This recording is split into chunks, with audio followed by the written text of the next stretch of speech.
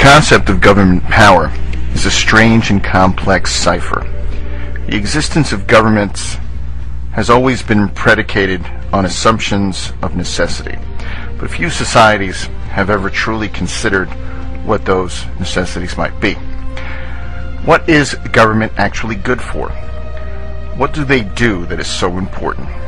And what happens when a government fails in the roles and duties that a culture deems vital? We tend to view government as an inevitability of life, but the fact is, government is not a force of nature. It is an imperfect creation of man, and it can be dismantled by men just as easily as it can be established. In America, many people see government as an extension of the republic, or even the source, or an animal that feeds at the behest of the common citizen.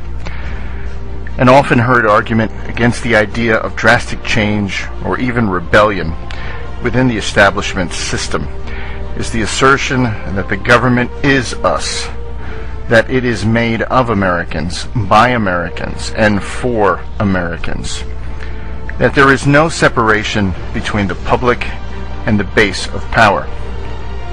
This is, of course, a childish and fantastical delusion drawn from a complete lack of understanding as to how our system really operates today.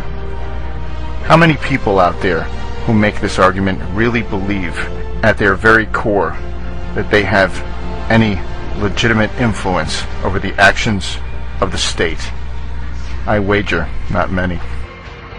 At bottom, to cling to the lie that the government as it stands is a construct of the people is an act of pure denial designed to help the lost masses cope with underlying feelings of utter powerlessness. Unfortunately, the U.S. government has shown clearly through words and actions that its concerns are not with the average American, and that its loyalties rest with decidedly smaller and more elite interest groups. When elections once meant to dissuade political abuse become a false paradigm tool for the maximization of tyranny, have we not lost our voice as a society? When any government decides it is no longer concerned with the freedom and prosperity of a nation, no matter how righteous that government claims to be, we must, as citizens, ask ourselves whether that government is still useful to us and what kind of power it should be allowed to wield. It is a dereliction of our duty, not just as Americans, but as human beings, to simply treat government as a realm outside of our control or concern. It is lazy. It is dangerous. It could very well be disastrous. Government should answer to us now and forever. As the new millennium stampedes forward, however, it appears that the intended roles of the American dynamic have been reversed. The progression of the past decade has seen a hailstorm of legislation and executive orders that impede personal liberties and erode constitutional protections in place for centuries.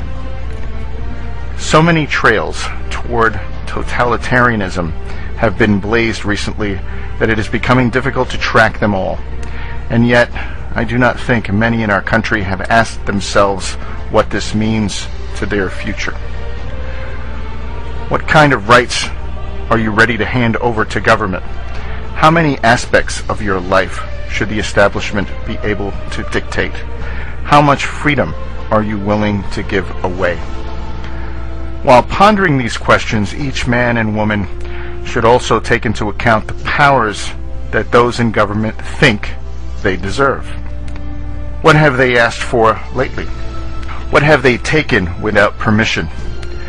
Here is just a short list of the more detrimental declarations of authority attempted over the past decade, along with the pieces of legislation and executive orders used to make them, quote, all legal, end quote. The power to invade your privacy. The U.S. government has long held at least a private belief that it should be allowed access to every aspect of a citizen's personal life. In the past, the excuse of criminal suspicion was a standard rationalization, but this expanded beyond the targeting of individuals to broader surveillance of the populace as a whole with the advent of the drug war. Financial records especially became subject to governmental perusal without warrant and generally without any criminal charges filed.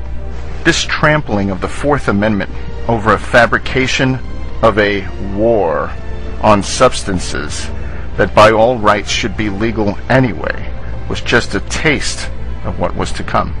With the explosion of the war on terror, another fabricated conflict, the application of mass surveillance became standardized.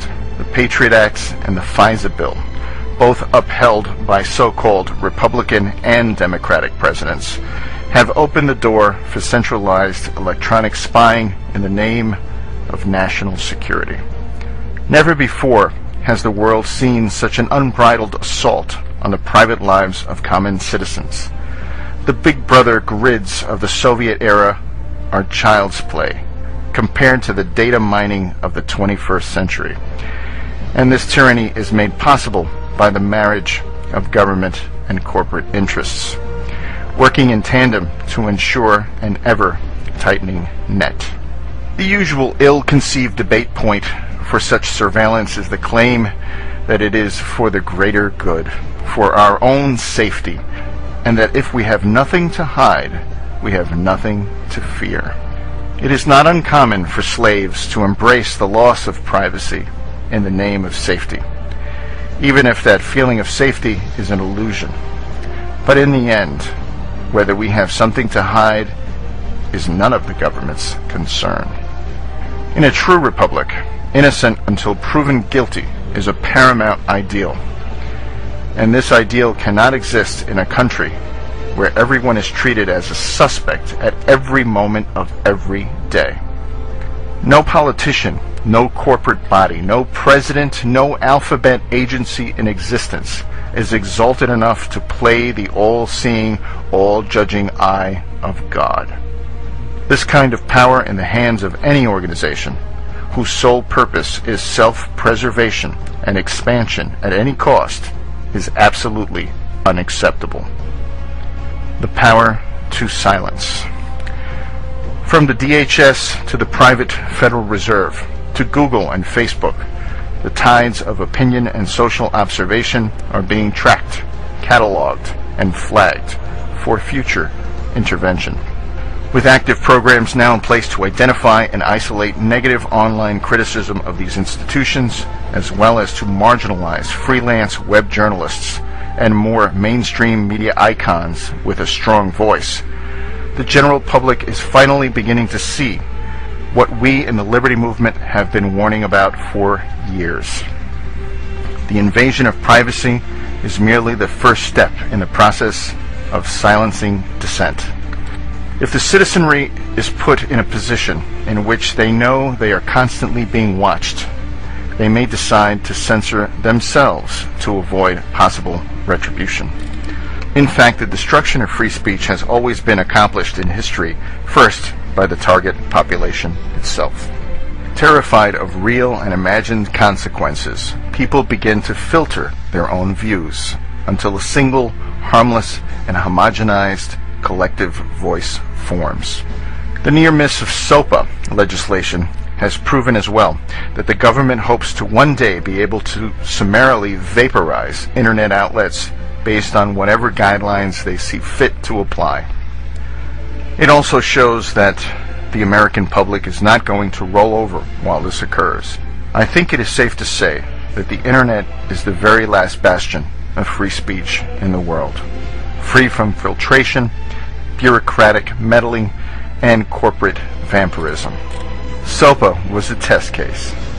New and more subversive methods will arise, and shutting down the web as we know it will be a number priority for our government for the foreseeable future. Free speech zones aside, protest is becoming far more difficult in this country. Less than lethal devices like tasers, rubber bullets, tear gas, sound cannons, microwave guns, etc., have humanized the act of government violence against peaceful protest, but the effect of violating the First Amendment are the same. Add to this the use of fusion centers to coordinate armies of riot cops with the help of the DHS, the FBI, and even the military, and you have a high-grade goon machine constructed to undermine the people's right to redress grievances. It has become obvious that this government not only wants to stifle your ability to effect change through electoral means, but it is also determined to make sure you can't openly complain about being muscled out of the political process either.